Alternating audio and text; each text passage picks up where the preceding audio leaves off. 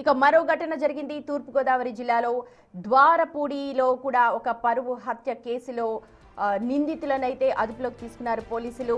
తన చెల్లెలు సంధ్య డిప్యూటీ ఎంఆర్ఓగా ఉన్నారు. ఇష్టం లేని పెళ్లి చేసుకున్నందుకు బండరాయితో మోదీ హత్య చేశారు. సంధ్య సూర్యప్రకాష్ ఇద్దరు కూడా 10th క్లాస్ నుంచి కూడా మంచి స్నేహితులు.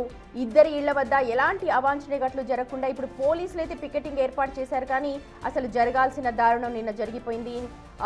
నిన్న అర్ధరాత్రి అంటే తెల్లవారుజామున 11:30 ప్రాంతంలో సంధ్య అన్న అలాగే తమ్ముడు ఇద్దరు కూడా వచ్చి సూర్యప్రకాష్ని బండరాయితో మోదీ చంపేశారు.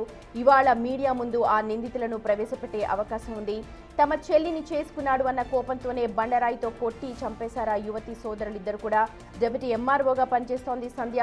సూర్యప్రకాష్ని ప్రేమించి అన్నవరంలో 26వ తేదీన ఉదయం పెళ్లి చేసుకుంది. రాత్రి 11 గంటలకల్లా సూర్యప్రకాష్ శవమై తేలాడు. ఈ దారుణానికి ఒడగట్టారు సంధ్య సోదరులిద్దరు కూడా.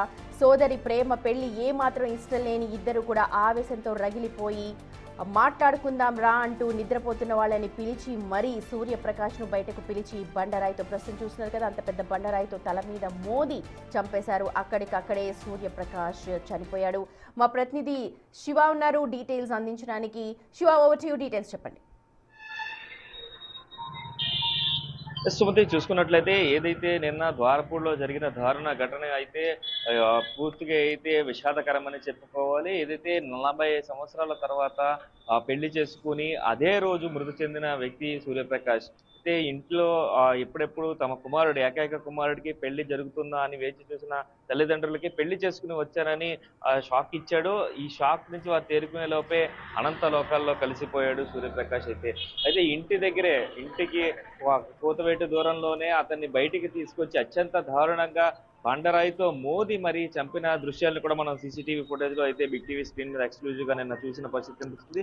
ఈ నేపథ్యంలో తమకి నచ్చని వ్యక్తి, తమ కులం కాని వ్యక్తి, ఇద్దరూ బీసీ కులానికి చెందిన వారు, కానీ బీసీలో ఉన్న ఉపకులాలకు సంబంధించి అతను తెలుగు కులానికి చెందిన వ్యక్తి కాబట్టి అతను చేసుకోవడం మాకు ఇష్టం లేదు అని చెప్పి ఎవరైతే సంధ్య అన్నయ్య తమ్ముడు కూడా ఇద్దరు అత్యంత పాశవికంగా ఆ ఘటన కూడా మనం సీసీ ఫుటేజ్ లో చూస్తే కనుక సంధ్య ఎంతో ప్రతిఘటించడానికి ప్రయత్నించింది. వద్దు అంటూ కూడా అతని సూర్యప్రకాష్ మీద అడ్డుపడడానికి ప్రయత్నించిన నేపథ్యంలో ఆమెను కూడా పక్కకి నెట్టేసి గెంటేసిన తర్వాత కూడా బండరాయితో మోదిన తర్వాత అతను చనిపోయా లేదా అని చెప్పి ఎవరైనా మాట్లాడారా ఈ ఘటన పైన? ఇద్దరు సోదరులు కూడా చంపేశారు కదా.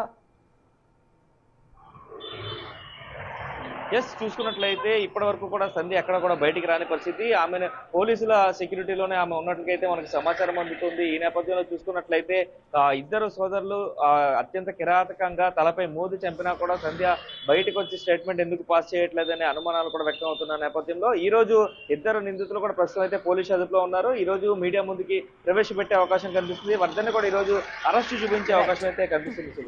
Right Shiva, thank you. చూడొచ్చు, రెండు అటు జగిత్యాల ఇటు ద్వారపూడి రెండు కూడా పరువు హత్యలే. ప్రేమించి పెళ్లి చేసుకున్నారు. కుటుంబ సభ్యులకు ఇష్టం లేకపోవడంతో అవతల వ్యక్తుల్ని దారుణంగా చంపేస్తున్నారు. దీనిపైన సమాజం ఖచ్చితంగా మాట్లాడాల్సి